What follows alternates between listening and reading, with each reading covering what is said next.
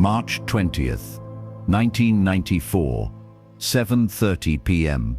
A college student chooses to skip the typical spring break party scene and instead drives home to spend a quiet week with her parents in Cocoa Beach, Florida.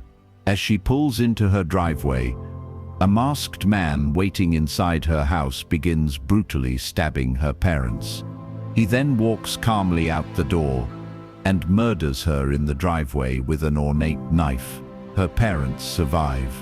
Amy Gellert dies at 21 years old. The killer vanishes into the Florida night and has never been identified, despite leaving behind a fake gun stolen from a movie set, a distinctive murder weapon, and 2 living witnesses who fought him face to face. Most people think when a killer strikes in someone's home with multiple witnesses and unique evidence, solving the case is just a matter of time, right? The conventional belief is straightforward. The killer left too many clues: a stolen prop gun, an unusual ornate knife, survivors who saw him, a specific target at a specific time. Investigators should be able to trace the weapon, match the description, find connections to the victim. Someone had to know this person. Someone had to recognize that knife. But here's what they're not telling you. This wasn't a robbery gone wrong. The killer barely took anything. This wasn't a crime of passion. He waited calmly for hours in that house. This was a planned execution disguised as something else. The ornate knife was so unique that police believed it could lead them to the killer. But 30 years later, despite showing it to thousands of people, no one has ever identified it. Most disturbing, the killer claimed he was waiting for a ride, but refused to take the family's car when offered. What was he really waiting for? And why did he execute Amy the moment she arrived home? In this video, I'm taking you through one of Florida's most baffling spring break murders, a case where every piece of evidence should have solved it, but instead has only deepened the mystery. You'll discover why investigators believe the killer specifically targeted the Gellert family. I'll show you the evidence that suggests Amy's arrival triggered the murders. I'll reveal the strange details about the weapon and the fake gun that suggest this killer had access to Hollywood props. And I'll explain why, after 30 years and thousands of tips, this case remains completely unsolved. Here's your proof this is real. When police examined the gun the killer held, they discovered it was a prop weapon stolen from a movie production company. The ornate knife had unusual engravings and a distinctive handle unlike anything in standard knife catalogs. The killer wore all black except for bright white tennis shoes, a detail so specific that investigators believe someone should recognize this combination. He spent hours in that house waiting, suggesting he knew the family's schedule.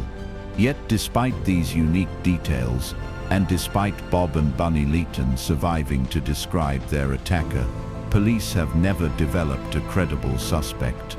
It's as if the killer stepped out of Amy's life and back into another dimension. Drop a comment right now. What time is it where you're watching? And here's the real question. If you were coming home for spring break and found a masked intruder in your house, would you fight back or try to escape? Because Bob and Bunny's decision to fight back is the only reason we know anything about this killer at all. Let me tell you about Amy Gellert before March 20th, 1994. Because understanding who she was makes her senseless murder even more heartbreaking and raises disturbing questions about whether she was specifically targeted. The responsible daughter, Amy Marie Gellert, was born in 1972 and grew up in Cocoa Beach, Florida, a beautiful beach community on Florida's Space Coast, known for surfing, space shuttle launches from nearby Cape Canaveral, and tight-knit family neighborhoods. Amy was the daughter of Bob and Bunny Leighton. Amy's mother had remarried, so Amy had the last name Gellert while her mother was Leighton. She was described by everyone who knew her as responsible, kind, level-headed, and deeply connected to her family. By March 1994, Amy was 21 years old and attending college. She was doing well academically and had a bright future ahead of her. Her parents were proud of her accomplishments and thrilled to have her in their lives. The decision that would cost her life, spring break 1994, arrived in mid-March. For most college students, this meant one thing: escape to somewhere warm and party for a week. Beach destinations like Panama City, Daytona, and South Padre Island were packed with students drinking, dancing, and making memories. But Amy Gellert made a different choice. She decided to spend her spring break quietly at home with her parents in Cocoa Beach. This wasn't because Amy was antisocial or didn't have friends. She simply valued time with her family. She wanted a relaxing week at home rather than the chaos of spring break party culture. Her parents were delighted. They'd have their daughter home for a full week. On Sunday, March 20th, 1994, Amy planned to drive home from college and settle in for the week. She called her parents earlier in the day to let them know approximately what time she'd arrive. Everything was normal. Everything was planned. But someone else had plans for that evening too.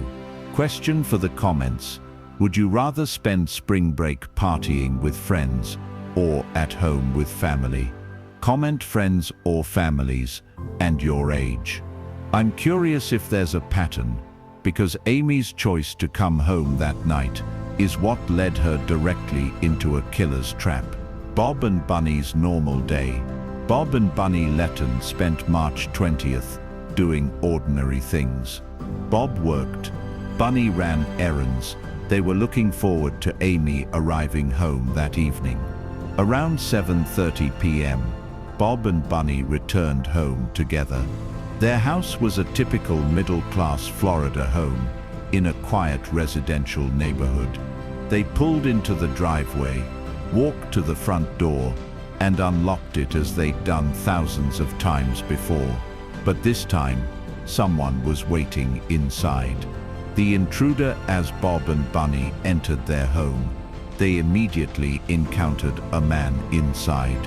He was dressed entirely in black clothing, black shirt, black pants, black jacket. The only exception was bright white tennis shoes. He was wearing a mask that covered his face.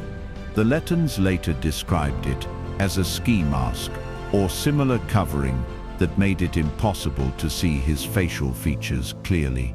In one hand, he held what appeared to be a gun. In the other hand, he held a knife, but not just any knife. Both Bob and Bunny would later describe this knife as ornate, meaning it had unusual decorative features, engravings, or distinctive design elements that made it stand out. The intruder's voice was calm but commanding. He immediately ordered Bob and Bunny into the living room. He told them to lie down on the floor. They complied, terrified, but hoping to survive by following his instructions. The strange robbery. Once Bob and Bunny were on the living room floor, the intruder demanded money. They gave him what cash they had in the house, probably not a large amount, as most people don't keep significant cash at home. But here's where things got weird. The intruder didn't seem particularly interested in robbing the house. He didn't ransack rooms looking for valuables. He didn't demand jewelry, electronics, or other items of value. He took the cash they gave him, but his focus seemed to be elsewhere, even stranger. The intruder told them he was waiting for a ride.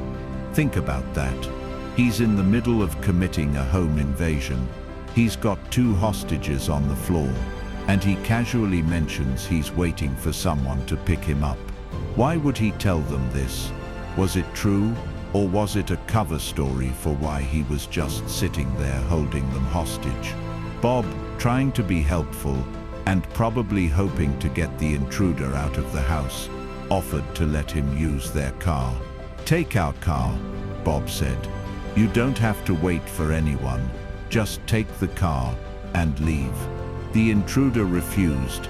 He didn't want the car. He wanted to wait. But for what? Or more accurately, for whom? What's the weather like where you are right now? Sunny?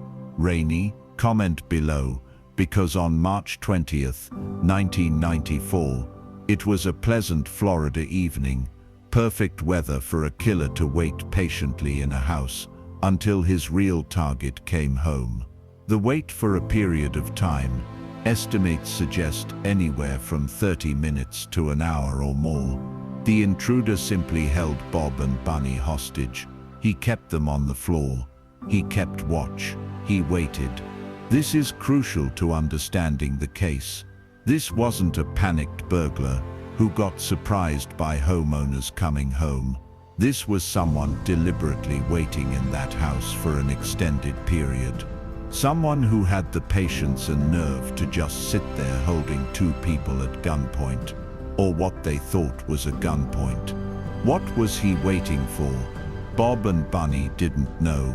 They were terrified, but they stayed calm, hoping he'd take what he wanted and leave. Maybe his ride would show up, and he'd be gone. Maybe this nightmare would end without anyone getting hurt.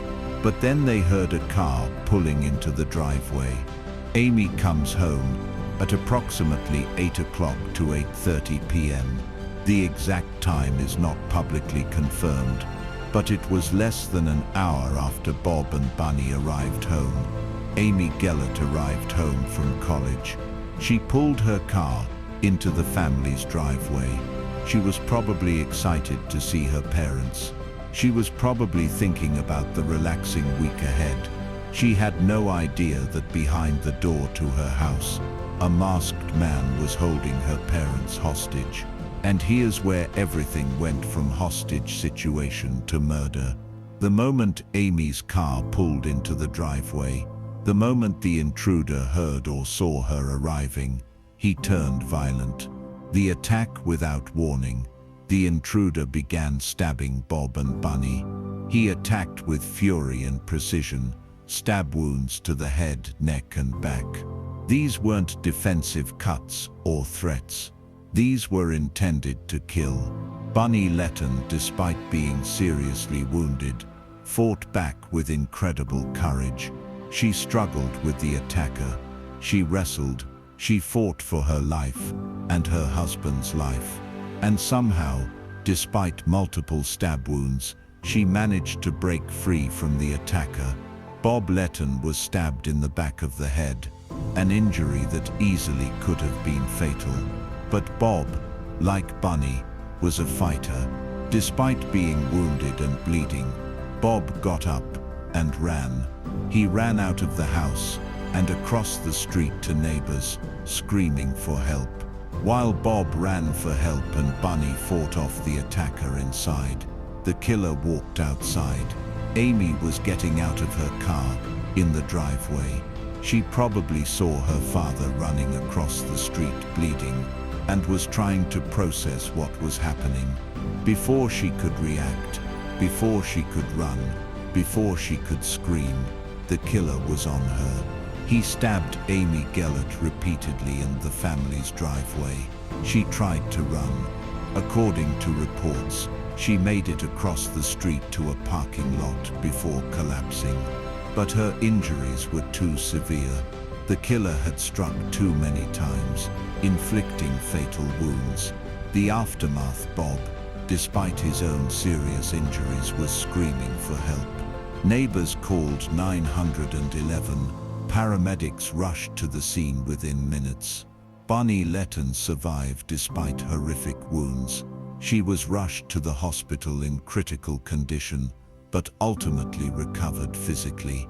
Bob Letton survived despite being stabbed in the back of the head. He required surgery and extensive recovery, but lived. Amy Gellert died in that parking lot across from her home.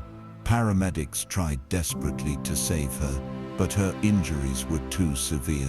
She was pronounced dead at the scene, or shortly after arrival at the hospital. She was 21 years old. She'd come home for a quiet spring break with her parents. Instead, she was murdered by a man no one had ever seen before, for reasons no one could understand. And the killer, he vanished into the Florida night. In the chaos, Bob running for help, Bonnie fighting for her life, Amy dying across the street, neighbors calling police, the killer simply left. He walked or ran away from the scene and disappeared. When Cocoa Beach police arrived at the scene on March 20th, 1994, they found a horrific crime scene and 2 survivors who could describe their attacker. They also found evidence that seemed incredibly promising, unique items that should have led them directly to the killer. 30 years later, despite all this evidence, the case remains unsolved. Let's examine why. The fake gun. Remember the gun the intruder held, the weapon he used to control Bob and Bunny, making them believe he could shoot them if they didn't comply. It was a prop, a fake gun, a movie prop. Investigators determined that the gun was not a real firearm at all. It was a realistic-looking prop weapon, the kind used in film and television productions, and they were able to trace its origin. The prop gun had been stolen from a movie production company. This is an incredibly specific piece of evidence. It tells us several things. The killer had access to or connection to the film's TV industry or production facilities. You don't just stumble across movie props. You get them from studios, production companies, prop houses, or people who work in entertainment. The killer knew the gun would look real enough to control victims, but wouldn't make noise or leave ballistic evidence if things went wrong. This suggests planning and calculation. The theft of the prop could potentially be traced. Movie production companies keep inventories. Props are catalogued. Someone should have reported a prop gun missing. But despite investigating this lead, police never connected the stolen prop to a specific suspect.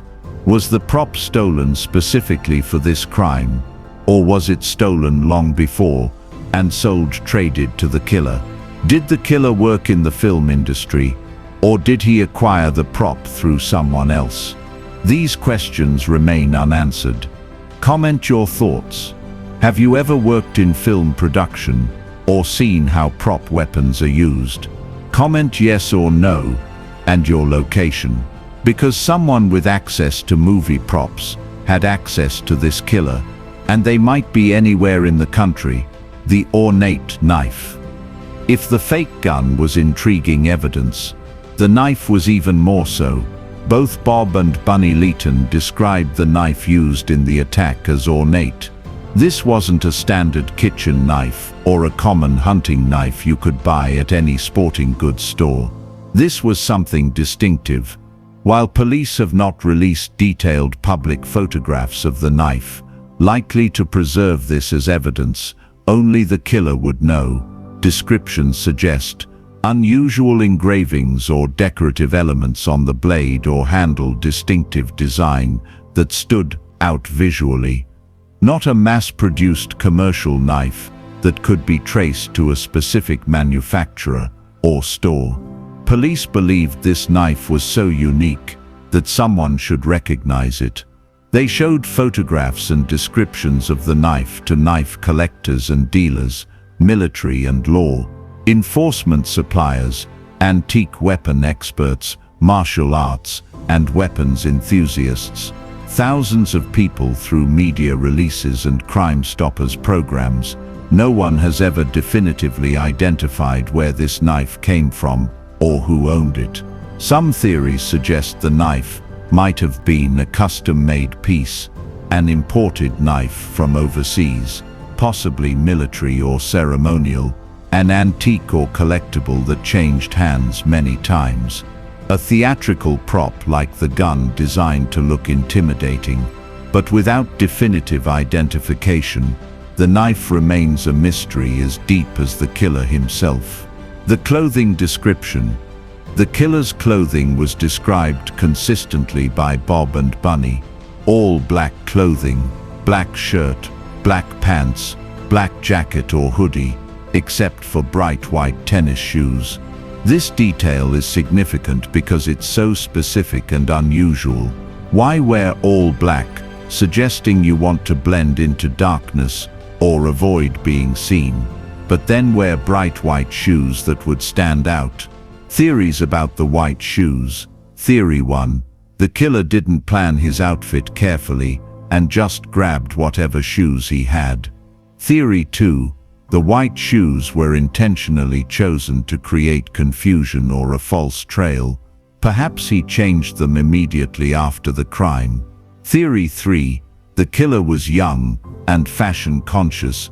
This was the 90s when certain shoe brands and styles were status symbols, and he prioritized his appearance even during a crime. Theory 4. The shoes had some significance.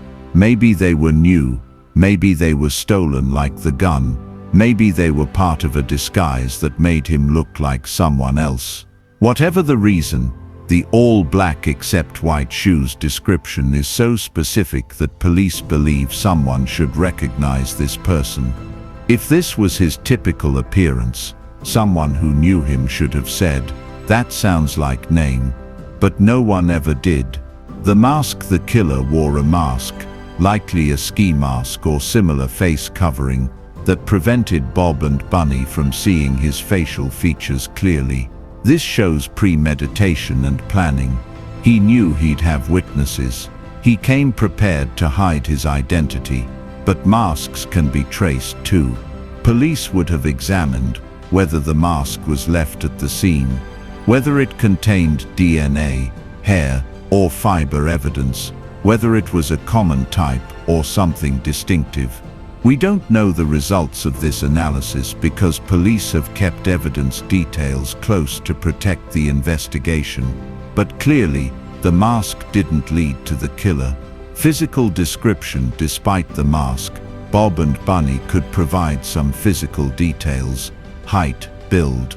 The killer was described as male, average height, and build. Nothing particularly distinctive that would help narrow down suspects. Voice. He spoke in a calm, commanding voice. No distinctive accent or speech pattern reported. Behavior. He was collected, patient, and able to maintain control of the situation for an extended period. This suggests someone with nerve and possibly experience in high-stress situations. Age. This is harder to determine, but based on his physical capability and the nature of the crime, investigators likely believed he was between 20 to 40 years old. But these general descriptions apply to millions of men. Without more distinctive features visible, physical description alone couldn't solve the case. The crime scene investigators processed the Leighton home as a crime scene. Blood evidence. Multiple locations where Bob, Bunny, and Amy were attacked. This would provide DNA evidence, but only if they had a suspect's DNA to compare it to. Fingerprints. The killer was in the house for an extended period. He must have touched things. But either he wore gloves. His fingerprints weren't in any database. The fingerprints collected were too degraded or contaminated to be useful. Trace evidence, hair, fibers, shoe prints, all potentially collectible, but again only useful if you have a suspect to compare them to. Entry point. How did the killer get into the house? Did he break in earlier in the day, while the family was gone? Did he pick a lock, force a door? Finding the entry point might reveal his skill level or method, but it doesn't necessarily identify him.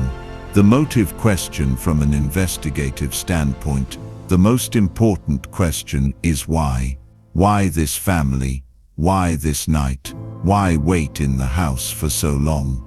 The crime doesn't fit typical patterns, not a robbery. He barely took anything. A real robber would have ransacked the house for valuables, taken electronics, jewelry, cash. This killer took minimal cash and seemed uninterested in theft. Not a sexual assault. Amy was not sexually assaulted. This wasn't a crime motivated by sexual violence. Not a random burglary gone wrong. The patience displayed, waiting in the house, calmly holding hostages, doesn't match a surprised burglar's panic response. Not an opportunistic murder. The specific targeting of Amy, attacks beginning when she arrived, suggests intent. So what was the motive? For 3 decades, investigators, Amy's family, and true crime analysts have tried to answer the central question: what was this killer's motive? And more specifically, was Amy Gellert the intended target? Theory 1. Amy was the primary target. This is the theory many investigators have quietly believed but struggled to prove. Evidence supporting this theory. Timing. The killer waited in the house for a significant period without harming Bob and Bunny. The violence began only when Amy arrived home. This suggests he was waiting specifically for her. The waiting for a ride story. Was this a lie to buy time until Amy came home? Was the killer stalling, knowing Amy would arrive soon based on information he'd obtained about her schedule? The phone call earlier that day, Amy called her parents to tell them approximately when she'd be home from college. If someone was listening to that call, or if someone knew her spring break plans, they'd know exactly when to be at the house. The ferocity of the attack on Amy. While Bob and Bunny were stabbed viciously, Amy's attack was sustained and clearly intended to be fatal. Was this personal rage or determination to ensure the primary target died? But if Amy was the target, this raises huge questions. Who wanted to kill a 21-year-old college student? Amy was described as kind, responsible, and well-liked. She didn't have known enemies. She wasn't involved in drugs, crime, or dangerous relationships that anyone knew of. Was there a stalker? Someone obsessed with Amy who'd been watching her, knew her schedule, knew she'd be coming home for spring break? Was there a rejected romantic interest? Someone Amy had dated or turned down, who felt rage toward her? Was there something about Amy's life, her friends, her college experience, her job, that put her in danger without her family knowing? The family has maintained that Amy wasn't in any obvious danger or conflict. They knew of no one who would want to harm her. But sometimes, victims don't even realize they're being targeted. What time is it where you're watching right now? Comment your current time, because if Amy was specifically targeted, someone knew her schedule well enough to know she'd be home that evening. Someone was tracking her movements. Someone was waiting. Theory 2. Bob or Bunny was the target. Perhaps Amy wasn't the intended victim at all. Perhaps the killer was after one or both of her parents. Evidence supporting this theory. The home invasion setup. The killer was waiting inside the parents' home, not Amy's.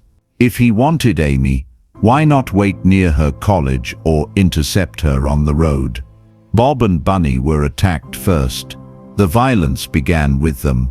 Amy was attacked apparently to prevent her from escaping or calling for help, or because she witnessed the attack on her parents. Motive possibilities. Bob or Bunny had a disgruntled business associate, employee, or client. Someone held a grudge related to a past incident or conflict.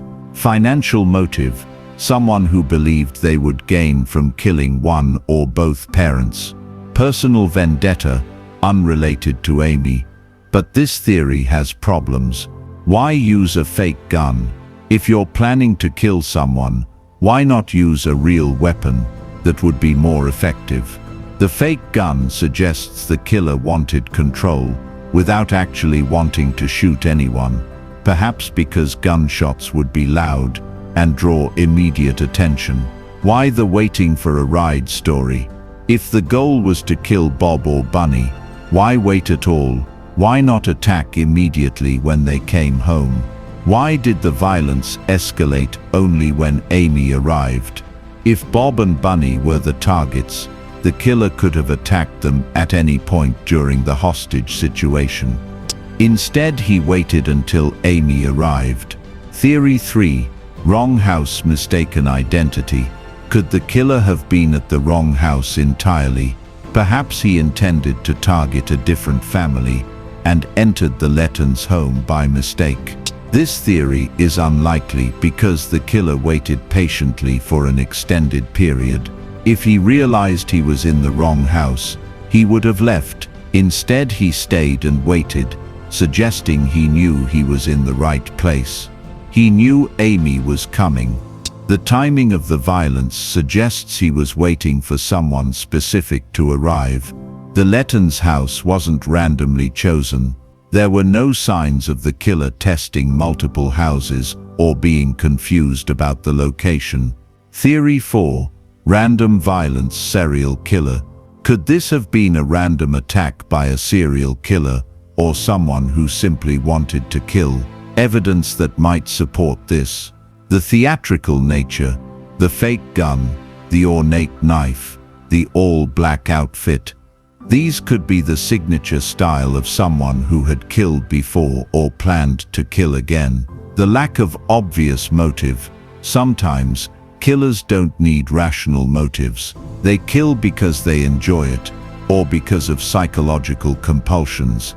The clean escape. The killer disappeared without being caught, suggesting skill or experience in committing crimes. But this theory also has major problems. No similar crimes. Investigators looked for other home invasions or murders with similar MOs: fake gun, ornate knife, waiting for victim to arrive home. They found none in the region or nationally. This suggests the crime was unique, not part of a pattern. The specific targeting. Even if the killer was random, the timing and execution suggest Amy's arrival was anticipated. Random killers don't usually show this level of planning and patience. Theory 5. Drug-related or criminal connection. Could Amy, Bob, or Bunny have been unknowingly involved in something criminal that led to this attack?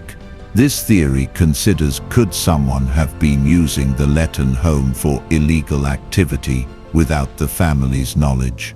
Perhaps someone had been using their garage, shed, or yard to stash drugs or stolen goods, and the killer was there to protect that operation or retrieve something. Could Amy have witnessed something at college or on her drive home that put her in danger? Could Bob or Bunny have had a secret life that involved debt, illegal activity, or dangerous associates? This theory is speculative, and the family has maintained that none of them were involved in anything criminal. There's no evidence supporting a drug or crime connection. Theory 6. Stalker obsession. This theory suggests someone had been stalking Amy, became obsessed with her, and when she rejected them, or they felt they couldn't have her, they decided to kill her and her family. This fits several facts. The patience to wait. Obsessed individuals can display incredible patience in pursuing their targets. The theatrical elements, the costume, the props, the performance aspects could reflect someone living out a fantasy. The rage, the violence could be driven by rejection, jealousy, or delusional love. The problem is, there's no identified stalker. Amy's family doesn't recall her mentioning anyone who made her uncomfortable or followed her. No evidence of stalking behavior has been found, but sometimes stalkers are careful. They watch from a distance. The victim doesn't always realize they're being followed. Could someone from Amy's college, her neighborhood, her past have been obsessed with her without anyone knowing? Nearly 30 years after Amy Gellert's murder, the case remains frustratingly unsolved. Let's examine why, despite strong evidence and surviving witnesses, no one has ever been arrested. The witness problem. Bob and Bunny Letton were incredible witnesses in one sense. They survived, they remembered details, and they could describe their attacker's clothing, weapons, and behavior. But they couldn't see his face. The mask ensured that the most identifying feature, facial features, remained hidden, and general descriptions of height, build, and voice weren't distinctive enough to identify a specific person out of millions of possible suspects. Without a face, without distinctive scars, tattoos, or physical markers, witness testimony alone couldn't solve the case. The DNA issue 1994 was very early in the DNA revolution in forensic science. DNA profiling existed, but databases were limited, and processing was more difficult and expensive than today. Blood evidence from the crime scene could provide the killer's DNA if he was cut during the struggle, or if he touched items before the attack. But DNA is only useful if you have a suspect's DNA to compare it to. Without a suspect, DNA just sits in evidence storage, waiting. Today, with advanced genealogical DNA databases, it's possible that DNA from the crime scene could be run through systems like GEDmatch or used for genetic genealogy research, the technique that caught the Golden State Killer. But this requires resources, time, and the case being prioritized for this newer technology. Has Cocoa Beach Police or Florida authorities pursued this avenue? That's not publicly known, but it remains a possibility for solving the case. The prop gun dead end. The stolen prop gun seemed like a breakthrough. Movie props can be traced through production companies, prop houses, rental agencies, and inventory systems. But the trail went cold. Either the prop was stolen too far in advance, and the theft wasn't connected to the murder.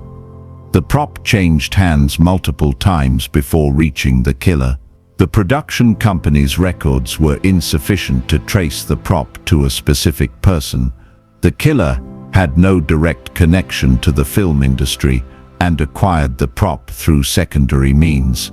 Whatever the reason, this seemingly solid lead didn't produce a suspect. The unique knife mystery.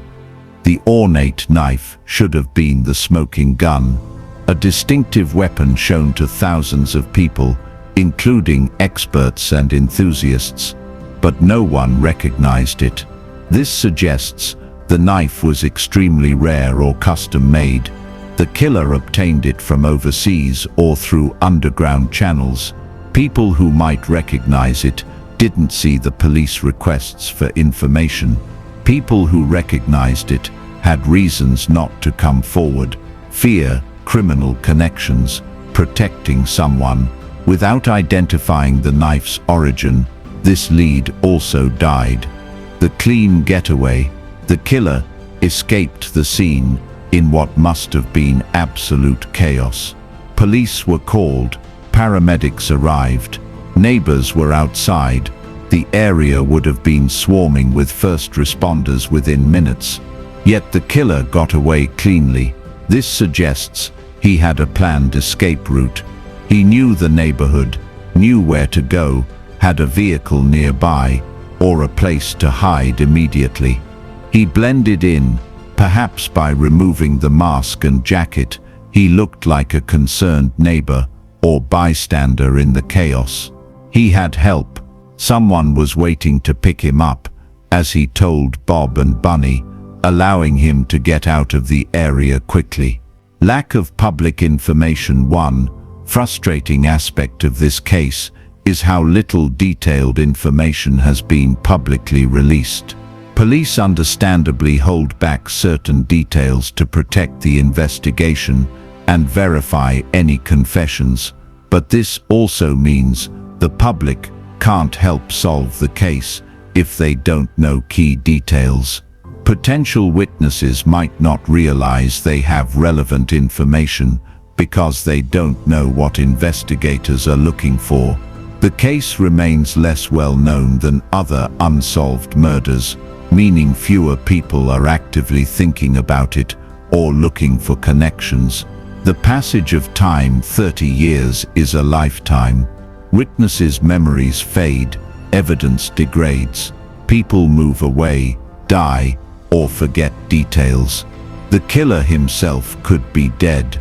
If he was 30 in 1994, he'd be 60 now. He could have died from illness, accident, or other causes, taking the truth with him. People who might have information, friends who noticed unusual behavior, family members who saw suspicious items, may no longer remember or may have never connected their observations to this crime. Cold case status. Like many unsolved cases, Amy's murder has likely gone cold. This doesn't mean police have given up, but it means no active leads are being pursued. The case is reviewed periodically, but not actively investigated daily. New information would be welcomed, but without it, there's nowhere to go. But cold cases can be solved. Advances in DNA technology, genetic genealogy, and digital investigation techniques have solved cases decades old. Amy's case could still be solved if someone comes forward with information. DNA evidence is reprocessed with new techniques. A deathbed confession occurs, unrelated investigation turns up connection to this crime. What's your weather right now where you're watching? Comment your location and current weather, because somewhere out there, the person who killed Amy Gellert is living a normal life, perhaps experiencing today's weather, perhaps never thinking about the young woman whose life he took on a spring night in Florida 30 years ago. While the investigation has stalled, Amy Gellert has not been forgotten. Her family, the Cocoa Beach community, and people who learn about her case continue to remember her and hope for justice. Bob and Bunny's survival and advocacy. Bob and Bunny Letton survived the attack, but they lost their daughter. The psychological and emotional toll of that night has been immeasurable. Not only did they experience a brutal attack and nearly die themselves, but they witnessed their daughter's murder and couldn't stop it. That trauma is something no parent should ever have to endure. Bob and Bunny have worked with law enforcement over the years, keeping Amy's case alive, providing whatever help they can, and hoping that somehow, someday, justice will come.